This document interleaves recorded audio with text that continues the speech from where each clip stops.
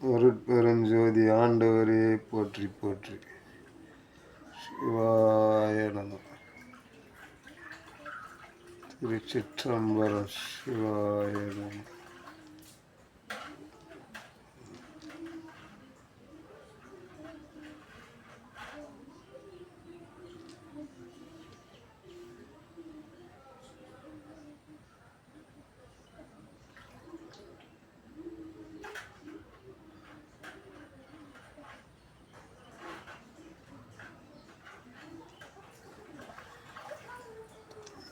ஜோதி ஆண்டவரே போற்றி போற்றி.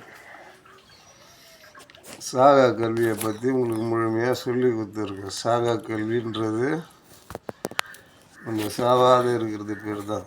யமன் நம்ம கிட்ட வரக்கூடாது. யமன் நம்ம கிட்ட வராது இருக்கிறது பேர் தான் சாகா கல்வி. சாகா கல்வியை எதுக்கு உங்களுக்கு சொல்லி கொடுத்துக்கிட்டே இருக்கிறேன்னா, சாகா கல்வின்றது ஒரு ஆன்ம அறிவு. சாகா கல்வின்றது ஒரு ஆன்ம அறிவு. நிறைய ஆன்மாக்கள் அழிஞ்சு போன காரணமே சாகா சாகா கல்வினா என்னன்னு தெரியாததான் அழிஞ்சு போயிருக்கு நிறைய ஆன்மாக்கள். இன்னும் நிறைய ஆன்மாக்கள் நம்ம நம்ம பூமியிலேயே சுற்றிட்டு தான் இருக்குது. இது சாகா கல்வின்றதை யாரும் சொல்லி கொடுக்காம அவங்க மாண்டு போனவங்க தான் நிறைய பேர். அதனால தான் சாகா கல்வியை அருட்ஜோதி ஆண்டவரான சிவம் என் உள்ளே இருந்து உங்களுக்கு சொல்லி கொடுக்க சொல்கிறார். சாகா கல்வி முறையை உங்களுக்கு ஆரம்பத்துலேருந்தே சொல்லி கொடுத்துட்டு தான் இருக்கேன். சாகா கல்வினா இதுதான் சாகா கல்வி. சாகா கல்வின்றது நம்ம சாகாது இருக்கிறது பேர். இறைவனை அடையிறதுக்கு பேர் தான் சாகா கல்வி. முழுமையான இறைவன், ஜோதியான கருணையுள்ள இறைவன். அதாவது நம்ம தப்பு செஞ்சோம்னா கடவுள்கிட்ட போய் பயப்படக்கூடாது. தப்பு செய்து நமக்கு கடவுள்கிட்ட போய் மன்னிப்பு கேட்கும்போது அவர் மன்னிக்கிற குணம் உள்ளவர் தான் கடவுள். சிவம் கோவப்படுறாரு, அதெல்லாம் கோவம்லாம் பட மாட்டார். கடவுள்ன்றவர் நம்மளுக்கு தந்தை, அப்பா நம்ம மேலே கோவப்படுவாரா? கோவப்பட மாட்டார். அடுத்த உயிருங்களை துன்புறுத்தாத வாழுங்க. உண்மை அதுதான். அடுத்த உயிர்களை துன்புறுத்தாமல் வாழறது பேர் தான் சாகா கல்வியோட முழுமையான முறையை. ஒரு உயிரையும் நம்ம துன்புறுத்தக்கூடாது. தெரியாமல் செய்கிறதெல்லாம் கடவுள் மன்னிப்பார். தெரிஞ்சே தவறு செய்தால் கண்டிப்பாக தண்டனை இருக்குது. அந்த தவறை பண்ணாதீங்க. இறைவன் எப்போவுமே நம்ம உள்ளே இருக்கிறாரு. நம்ம உள்ளே இருக்கிற இறைவன் நம்ம மனுஷனாக மாறணும். முதல்ல நம்ம மனுஷனாக இருக்கணும். ஏன் கறி மீனை சாப்பிட வேணான்னு சொல்கிறேன்? முக்கியமாக இந்த இறைச்சியை தொட வேணான்னு சொல்கிறேன்னா, நம்மளை மிருகத்தனமாக ஆக்கி விட்டுரும். முதல்ல நம்ம நம்ம நம்ம நம்ம நம்மளுக்கு பிறகுற குழந்தையே நம்ம முதல் பண்ணுற தவறே அதுங்களுக்கு ஆன்ம அறிவை இழக்க வைக்கிறது நம்ம தான். அம்மா அப்பா தான் அந்த குழந்தைங்களோட ஆன்ம அறிவை இழக்க வைக்கிறது. அதனால தான் நிறைய அம்மா அப்பாங்க குழந்தைங்களால் அசிங்கப்படுற காரணம் இது உண்மை. ஏன்னா சின்ன குழந்தையிலே உங்களுக்கு ஒரு சின்ன குட்டி கதை. ஏன்னா அப்போ தான் உங்களுக்கு புரியும். ஒரு குழந்த ஒரு நாய் கடிக்கும் போது பயப்படும். நாயோ ஏதோ ஒரு ஜீவராசி கடிக்கும் போது பயப்படும், அழுவோம். அதே அந்த குழந்தைக்கு நல்லா கறியை மீனை கொடுத்து அடுத்த குழந்தைங்கள கடிக்கும் போது அந்த குழந்தை சிரிக்கும். அப்போ அந்த குழந்தை ஆன்ம அறிவை இழக்குதுன்னு அர்த்தம். நல்லா புரிஞ்சுங்க. நம்ம எதில் சின்ன குழந்தையிலேயே அந்த ஆன்ம அறிவை நம்ம சாகடிக்கிறோம். குழந்தை மனசுலேருந்து வெறிய தூண்டுறோம். இதுக்கு தான் குழந்தைங்களுக்கு கூட நீங்கள் கறி மீன் கொடுக்காம இருந்தீங்கன்னா அந்த ஆன்ம அறிவில் கடவுளை அடையிறதுக்கு அது ஒரு வழியாக இருக்கும். ஏன்னா இறைவன் வந்து எல்லா ஆத்மாவுலேயும் எல்லா ஆன்மாவுலேயும் இறைவன் இருக்கிறாரு. அதை கெடுக்கிறது பெத்த தாயும் தந்தையும். அதனால தான் அவங்க கஷ்டப்படுறது, நடு ரோட்டில் எத்தனை விடுறது. இதுக்கெல்லாம் காரணமே வந்து அவங்க ஆன்ம அறிவை இழக்கிற ஒரே ஒரு காரணம்தான். அந்த ஆன்ம அறிவை இழக்கிறதுக்கு காரணமே அந்த குழந்தைங்களுக்கு நீ சின்னதுலேருந்தே கறி மீனை கொடுத்து கெடுக்கிறது தான். இதுதான் முழுமையான அர்த்தம். இதனால் குழந்தைங்களும் மிருகமாக மாறி மனுஷத்தன்மையை இழக்குது. மனுஷத்தன்மையை இழக்கும் போது அதுங்க உங்களையே, அதாவது ஒரு சிங்கம் புலி மாதிரி உங்களை தூரத்தை எடுத்தோம். ஏன்னா அது மிருகத்தனம் அந்த உடலில் ஊறிடும். அந்த அசைவத்தோட மிருகத்தனம் நீச்சம் வந்து ஊறிடுச்சுன்னா பாவம் புண்ணியம் இதெல்லாம் அந்த குழந்தைங்களுக்கு தெரியாதே வளர்ந்து தான் நிறைய குழந்தைங்க இறந்து போகிற காரணம். குழந்தைன்னா நான் இந்த நாட்டில் இருக்கிற எல்லாரையுமே சொல்கிறேன். ஏன்னா ஆன்ம அறிவுக்கு காரணமே வந்து சுத்தம் தான் முக்கியம். சுத்தம் இருக்கணும், உடல் சுத்தம் இருக்கணும். கறி மீனை வந்து தொடக்கூடாது முதல்ல. அது நீ அந்த தொழில் செய்தால் கூட அடுத்தவங்களுக்கு நீ வெட்டி கொடுத்தா கூட அது பாவத்தில் தான் போய் முடியும். அந்த பாவத்தை செய்யாதீங்க. இறைவன் உங்களை கிட்ட சேர்க்க மாட்டார். ஆனால் மதம் ஜாதி இதெல்லாம் வந்து கடவுளுக்கு கிடையாது. மதன்ற ஒரு பேச்சுக்கே கடவுள் இல்லை. ஏன்னா மதத்தெல்லாம் அப்பாற்பட்ட ஒரு கடவுள். ஆனால் கூட ஒரு மதத்தை பரப்பிடலாம். அது எனக்கு தேவை கிடையாது. ஏன்னா மதன்றது இறைவன் அடைஞ்சவங்க எல்லாருமே பரப்புகிற ஒரு பொருள். நான் ஒரு மதம், எனக்கு ஒரு மதம், இப்படி தான் வாழணும், இப்படி தான் இருக்கணும், இதை நேராக சொல்லிட்டு போயிடலாம். ஏன்னா அந்த ஜெனரேஷனில் சொல்கிறதுக்கு வீடியோ போடுறதுக்கோ எதுவுமே கிடையாது. இப்போ நேராக சொன்னால் நாலு ஜீவராசிக்கு போய் சேரும், 4 மனுஷனுங்களுக்கு போய் சேரும், 4 குருமார்களுக்கு போய் சேரும். ஏன்னா உங்களுக்கு வேதத்தை பற்றிலாம் அப்புறமா சொல்கிறேன். அதெல்லாம் எதுக்கு உற்பத்தி பண்ணி வச்சுருக்காங்கன்னு. கடவுளை அடையிறதுக்கு அன்பே சிவம். அன்பாக இருந்து எந்த உயிரையும் துன்புறுத்தாத, பசி இல்லாத பார்த்துக்கணும். நம்மளோட குணம் கருணையான உள்ளம் இருந்தாலே இறைவன் நம்மளை ஆட்கொள்வார். நம்முள்ள இருந்து அவர் பல ஜீவராசிகளுக்கு நன்மை செய்வார். இது முழுமையாக எல்லாருமே தெரிஞ்சுக்கணும். ஏன்னா உலகத்தில் எல்லா ஜீவராசியுமே நீயும் நானும் அண்ணன் தம்பி, என்ன அண்ணனாக நினைக்கலாம், தம்பியாக நினைக்கலாம், அப்பாவாக நினைக்கலாம், பிள்ளையாக கூட நினைக்கலாம். நீங்கள் எப்படி வேணாலும் என்னை நினச்சிக்கலாம். ஏன்னா இதுக்கு வந்து மதம் பேர், ஜாதி பேர் இதெல்லாம் எதுவுமே கிடையாது. எல்லாருமே உலகத்தில் பிறந்தவங்க எல்லாம் அண்ணன் தம்பி. இவங்க கிறிஸ்டின், முஸ்லீம், இந்து எல்லாம் கிடையாது. ஆனால் இதெல்லாம் நீங்கள் வந்து இந்த இறைச்சியெல்லாம் நீங்கள் ஒழிச்சா மட்டுமே இறைவனை அடைய முடியும். இறைவன் என்றவர் வேறாத்மா. இறைவன் ஒரு ஜோதி வடிவமானவர். இறைவனை நீங்கள் பார்க்கறது எத்தனை அண்டத்தை கடக்கணும் தெரியுமா? ஆனால் அவர் நம்ம உள்ளே இருந்து ஆட்சி செய்கிறார். நம்ம உள்ளே இருந்து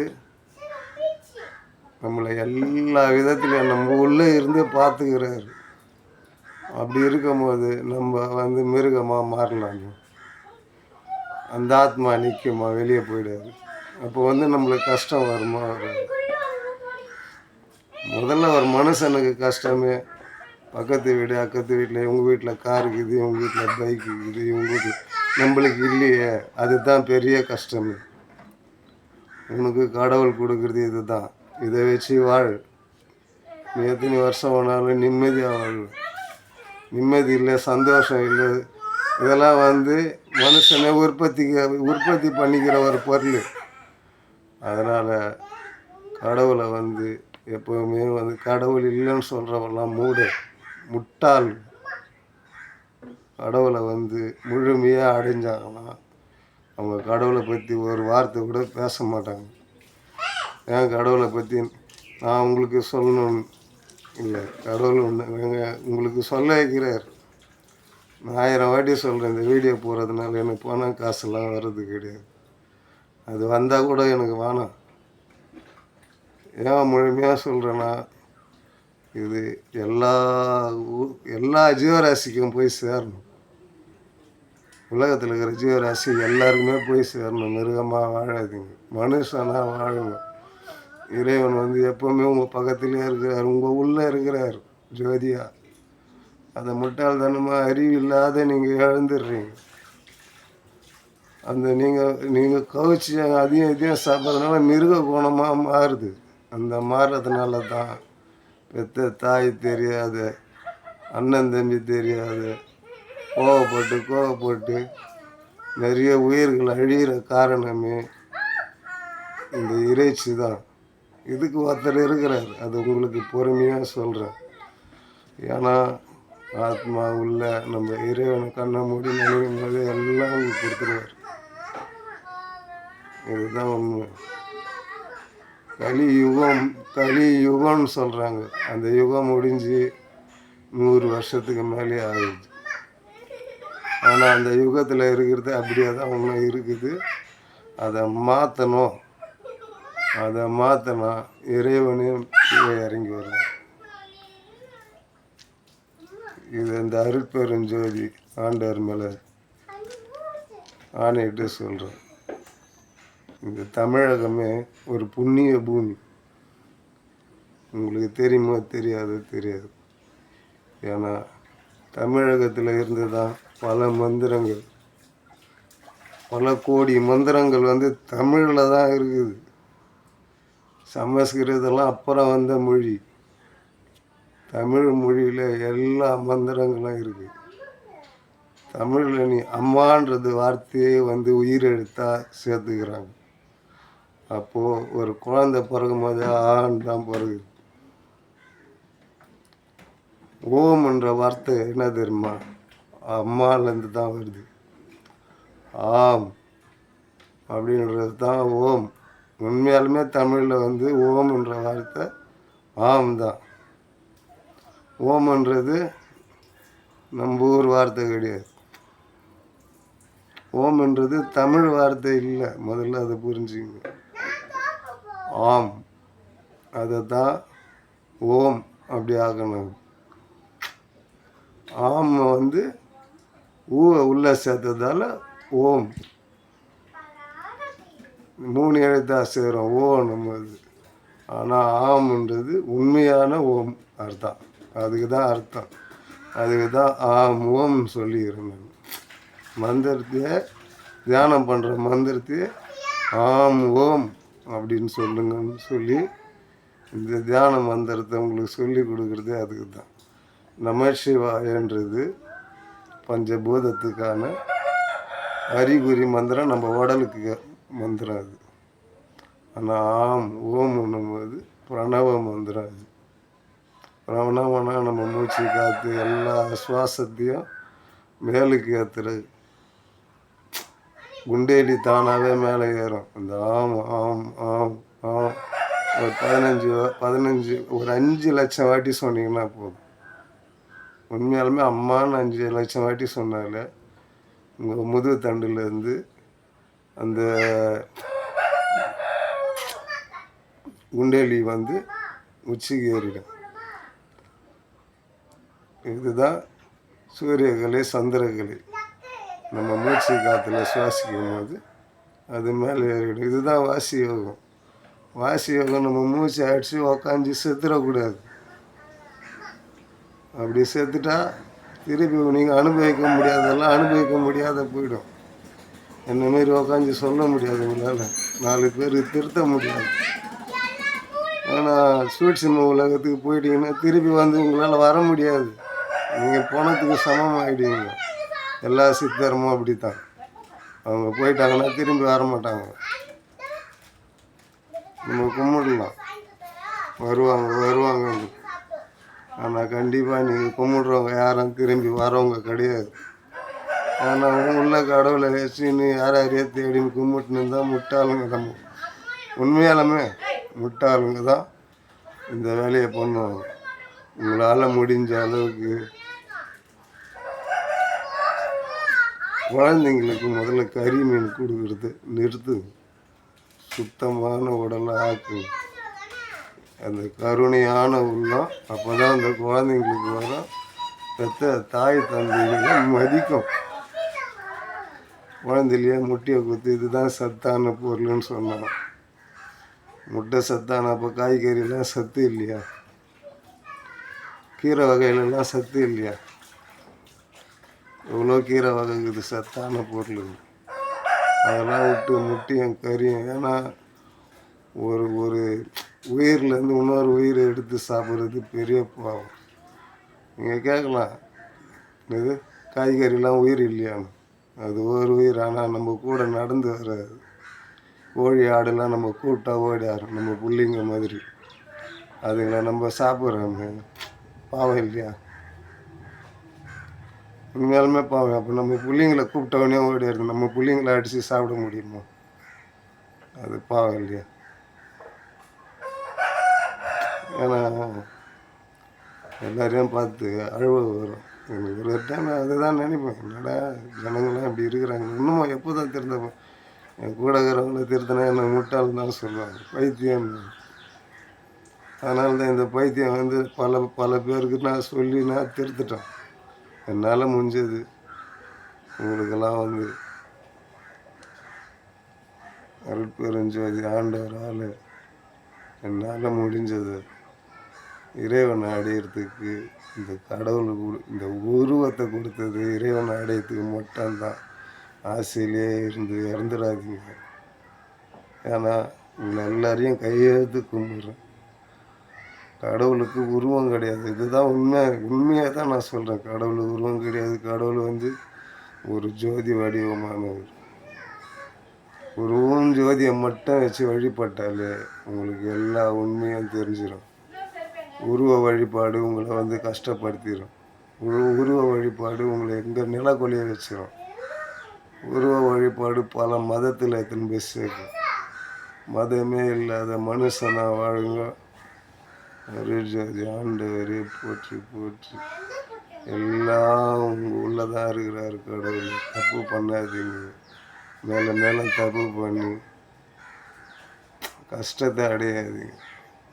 எல்லா ஜீவராசியும் எல்லா மனுஷனுக்கும் தான் சொல்கிறேன். எனக்கு வந்து இந்து முஸ்லீம் கிறிஸ்டின்லாம் கிடையாது.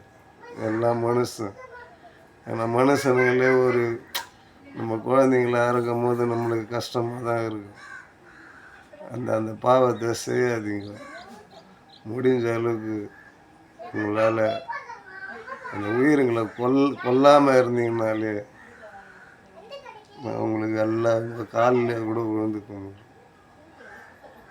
ஏன்னா அந்தமாரி பாவத்தை செய்து கடவுளை அடையாது இறந்துடாதீங்க.